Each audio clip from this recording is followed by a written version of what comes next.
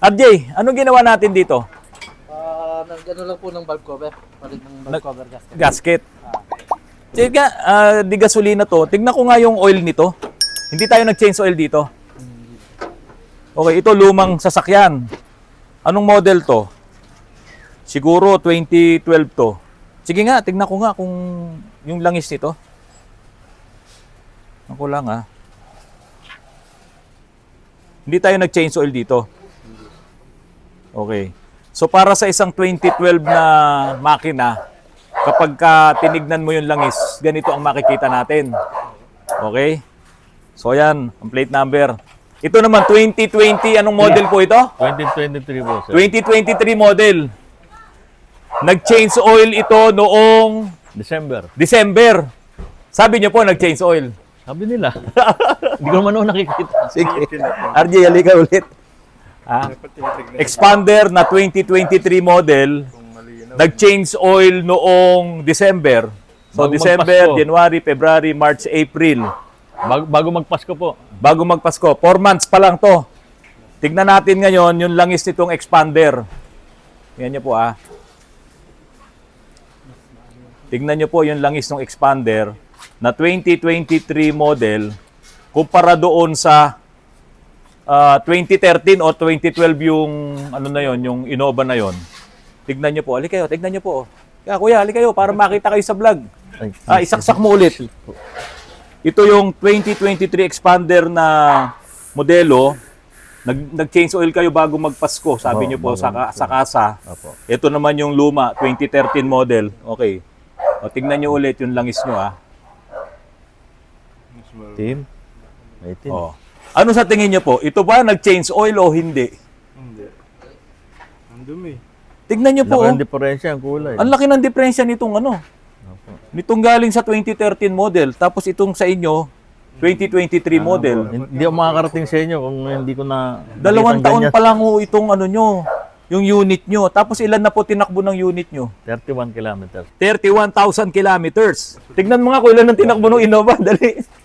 Nakita nyo po yung langis nyo Oo, nakita ko. Maitim. May record po yan. Oo, may record. Sige nga po, tignan po natin yung record. Tapos sabi nyo pa rin, parang kulang yung langis. Opo. O ngayon, sukatin natin. Kaya pinapasok ko to sa patag hindi naman kulang. Pero tignan nyo po, napaka itim talaga. Kung ito po ay nag-change oil, hindi po dapat ganito. December 16, 2025. Ang mga ginawa po dito, ayan, fully synthetic, top up lang, sir. Pop-up lang.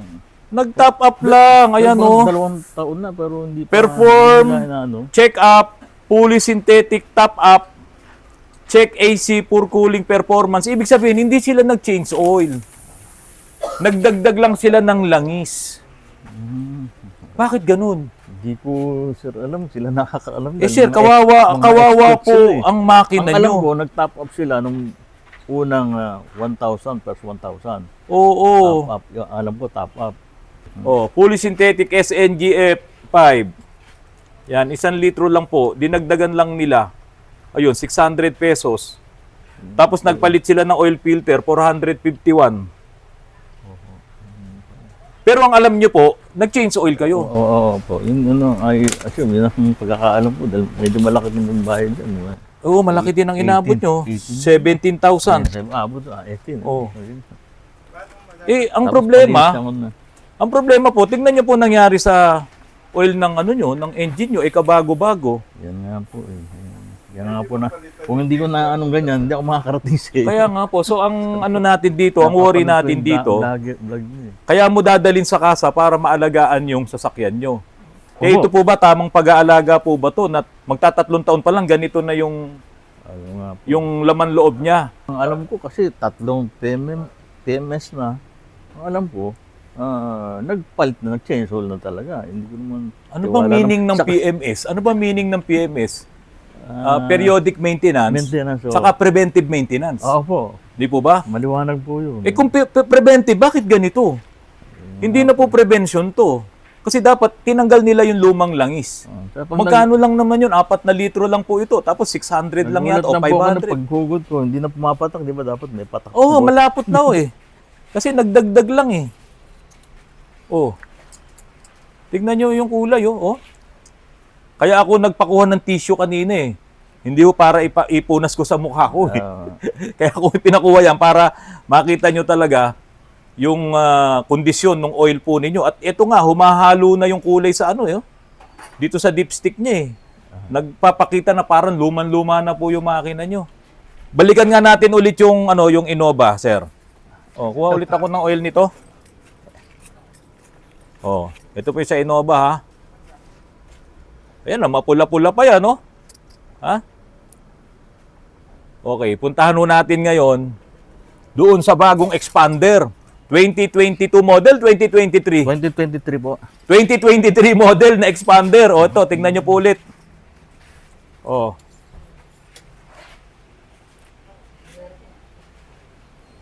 O, tignan nyo naman po ang kulay. Layo. Kasi nag-top up lang sila. Yun pala.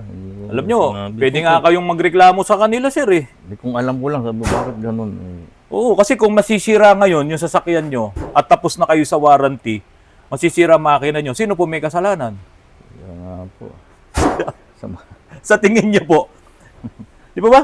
Tingnan nyo, nag-top up lang sila, nasa resibo nyo. Eh, dapat hindi na nag-top up eh. Yung palang makita mo yung kondisyon ng oil eh. Dapat change oil na eh. Dapat. Ngayon, ito mga kapatid. Yung resibo nyo na binayaran nyo sa kasa, titignan nyo kung ano talaga ginawa.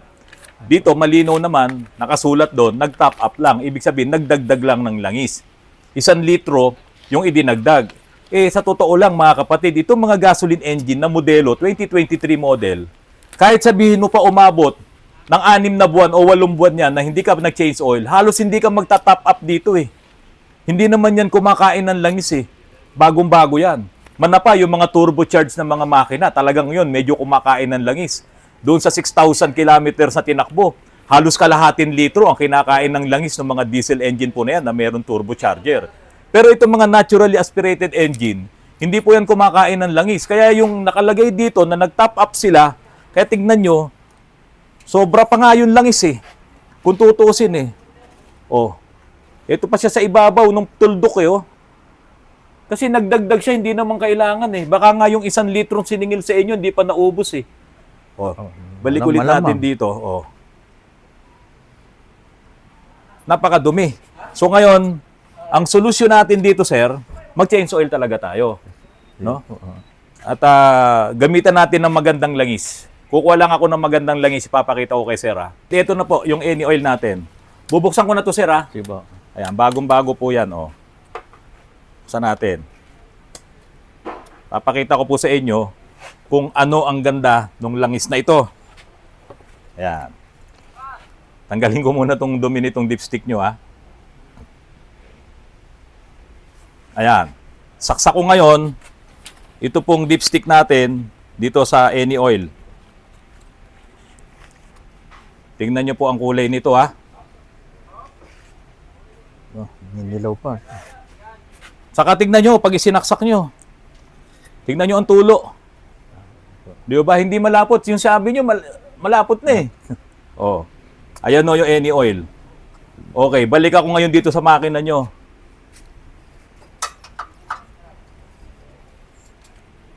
Bunot. Kumpara natin ngayon dito sa any oil.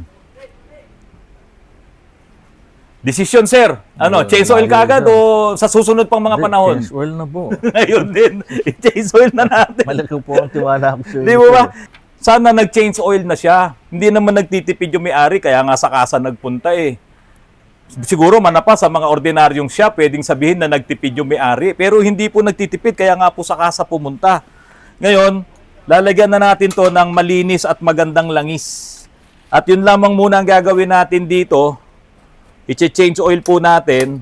Kasi doon naman sa record sa kasa, marami na rin pinag-aayos, pinagpapalitan dahil umabot ng 17,000 mahigit si sir. So ngayon, palalagyan natin, i-change oil natin ng 5W30 na any oil, iSynth. At ito po ay API SP. Yung pong SP, yung po yung pinaka-latest na classification ng langis, yung SP. Merong SN, merong SM, mga lumang classification na po yun. Yung SP po ngayon, ito talaga yung ginagamit sa mga bagong sasakyan. na digasolina at diesel. So SP siya, pero doon naman sa diesel niya ay ASEA C2, C3. Ayan, meron din siyang pang Mercedes-Benz. Yung mga sasakyan nyo na modelo, halimbawa Expander, yung mga bagong Cross na Toyota, yung mga bagong engine ngayon na lumabas nitong 2020 pataas hanggang 2026, dapat ang ginagamit nyong langis ay yung merong classification na API-SP. Yun po kasi ang nakadesign na ngayon sa mga bagong makina. Pero ito ay back compatible po ito sa lahat ng lumang gasoline engine at sa lahat ng lumang diesel engine. Kaya tayo pumunta sa kasa. Kasi mas tiwala tayo na yung gagawin nila doon para maprotektahan yung makina. Opo. Pero yung hindi mo i-change oil, nag-top up ka lang, anong proteksyon na makukuha ng makina doon sa lumang langis na nakagay doon sa makina nyo? At yung pag-itim po niyan, hindi po yan nangyayari overnight. Yung pag-itim nung langis na yan, nangyayari yan doon sa matagal mo na siyang ginagamit. Hindi ba? Sa maraming gamit mo na. Hindi ba naman nakita nung mekaniko nung kasa na yon na yung langis niya ay maitim na, malapot na? At napaka-detrimental po nun doon sa inyong engine. Eh ngayon, 2023, 24, 25, 26, kailan po mag-expire ang inyong warranty? May. O ngayong buwan na to, expired ang ang warranty nyo. Tapos ang nakakargang langis sa inyo, sisira sa makina nyo. Ano kaya sa tingin nyo pwedeng mangyari ngayon kung hindi ito naagapan? Malaking gastos. O, di ho ba? Air cleaner element. Bago yan? Hindi bago yan. Oh. Yan ang problema sa kasa. Hindi ko nagpalit. Oo. Tignan mo rin mamaya yung cabin air filter. Alam mo, 1,000 yan, 1,500 yan. 1,500 yan. Tapos yung cabin air filter, nagpalit. Tignan mo rin. No? Nagagamit ko na. O sige, kung nagagamit nyo, okay lang. Oh, sir! Cabin filter! Sa aircon? Sa aircon! Babae. Sabi ko, mahina ang aircon. Sabi ko, papalitan mo. Sir, pinalitan ko na Sir, 4 na buwan lang. Mali nga. 4 na buwan lang. O, tignan nyo naman ang cabin filter nyo. Maliwanag na nalo. Oo. Kaya pala yung... Ayan po, yung aircon ko, cabin mahina na filter, yung buga. 1,172. Oh, yung mismong may-ari ang nandito, ha? Oh, hindi ho pinalitan. Tignan din natin yung oil filter. Kasi ito, hindi ito nag-change oil. Sinabi lang niya na nag-top up dito sa resibo. Pero hindi rin ito nagdagdag kasi hindi naman kumakain ng langis ito eh. O, ito na. Ito na yung yung langis niya, oh. Oh. 2023 model po yan, ha. Oh. Hindi nga nag-change oil. Sabi naman nila doon sa resibo, nag-top up lang. Pero kayo, mga kapatid, kayo po tatanungin ko, ang talagang reason ba't nyo dinala sa kasa para mag-change oil? Kasi gusto nyo maalagaan ng inyong makina. Tapos ilalagay dun sa resibo, nag-top up lang. Tapos ganito makikita nating langis. Ano sa tingin nyo ang mangyayari sa makina nyo kung hindi pa nagpunta dito sa Autorans yung may-ari nito? At siyempre, magagamit pa niya ng magagamit itong langis na to. Wala nang kwentang langis to, sunog na po ito eh. Ayon. Ayon dito sa hawak kong libro, yung huling pa-change oil nyo po ay June 2, 2025. June 2. Ang tinakbo po ay 17,289 noong June 2. Ngayon, nagpa-change oil kayo ng December 16, 2025. Pero hindi siya nag-change oil. Nagdagdag lang po siya ng langis. Tapos ngayon, makalipas ang 4 na buwan, lumalabas na June, July, August, September, October, November, December, January, February, March, April. Lumalabas na 10 buwan po itong langis na to. 10 buwan. Dapat kasi nag-change oil na siya noong December 16, 2025. Kaso hindi siya nag-change oil. Ang nakalagay dyan sa resibo, nag-top up lang. Mga nagdaang buwan, last 2 months niya, medyo maingay yung makina. Last 2 months, maingay na yung makina. Hirap siyang... Hirap yung makina. Isip ko naman, baka sa init lang. Ganun. Kasi pagka ang langis tumatagal, di ba malapot na nga yung paglapot na yun, makapal na yung viscosity nun. Ang langis, kapag makapal ang viscosity, malakas sa gasolina yan kasi hirap yung makina eh. Ito nga lang pinaglalagyan natin ay yung mga basyo ng ng any oil. Kukuha po tayo ng mga bago doon. Ito po, yung mga bagong oil natin. No? Titingnan lang natin kung ilan ang masusukat natin dito. Pero kadalasan po kasi 4 na litro lang sa mga ganitong klase ng makina. Papayag po ba kayo na puro top up lang? Nakita ko doon sa service sa manual ni sir, puro top up. In between niya, top up. Dapat hindi ganun. Pagdating ng 6 months, change oil po talaga. 4 na litro. Kung ito ay nagbabawas ng langis, tama, nag-top up siya. Hindi naman ito nagbabawas ng langis eh. So yung 1 litro na sinimil sa inyo na top up, wala po yun, magic yun. Wala ka na may dadagdag dyan eh. 4 na litro lang po talaga yan eh, pag change oil natin eh. Sir, bago ha? Oo. Ayan ha, ito yung luma. Ito pinalitan daw to 4 months ago ha. 4 months lang po yan ha. Ito na yung bago. Yung cabin filter, tingnan ko nga. Ito yung bago. Ito 4 months lang to, tingnan nyo. Parang pinahanginan. Sir, parang ang lakas nyo yatang magsasakyan. Ilang libo ba tinakbo? Bakit ganito? 31,000 lang ngayon kilometers eh. Sa Ayan loob na. ng 3 years yun 31,000 kilometers. Ayan na ba? Ano po, original, yung pinalit natin. Ngayon, lagyan mo na ng langis. Okay. Pakita mo na. Tsaka malinis na po yung engine bay. Tignan nyo 4 na litro. No more, no less. 5W30 API-SP.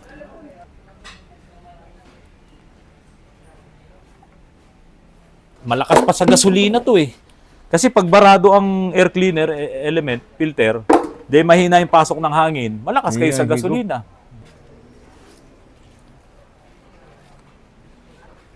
Yung tagad ng amoy nun. Oh, sarap oh. Ang ganda ng kulay oh.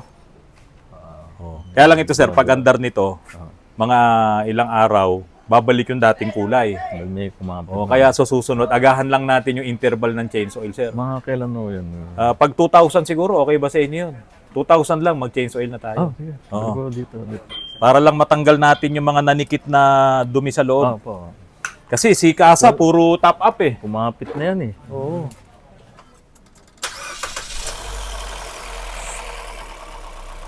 Tahimik na yan. Wala na ingay. Sandali lang. 3 seconds lang yata. 3 to 4. Makit na lahat yung langis dun sa ibaba. Wala nang kaingay-ingay Swabe. Parang yung bago kong kinuha. Parang nung brand new. Ganyan-ganyan ang tunog. Huwag nyo na po lalagyan ng mga additives. Andan. Huwag na po kasi yung langis natin, kompleto na yan. Opo. Yan, mga kapatid, no? Naka-survive itong makina nitong expander. Kasi doon sa Casa na pinagpapagawaan nito, nakita ko mismo doon sa service booklet. Every change oil, yung susunod na change oil, top up lang. Paano magta-top up? Hindi naman kumakain ng langis to. Ibig sabihin, yung susunod na change oil, yung another 6 months, hindi naman sila nagdadagdag ng langis. At hindi nila pinapalitan yung lumang langis. Kaya tumatagal ngayon ng halos 1 taon yung langis doon sa loob ng makina. Kung gusto nyo yung ganong proseso, nasa sa inyo po yan. Bantayan nyo po ang inyong mga makina dahil pag natapos na ang inyong warranty, kayo na po lahat ang mag-a-absorb ng problema ng makina po na yan. Mga kapatid, maraming salamat. At sa patuloy na panonood nyo po ng aking channel, marami po tayong ibinibigay ng mga information katulad na lamang po nitong nangyari po dito sa Mitsubishi Expander po na ito. Magandang hapon po sa inyong lahat.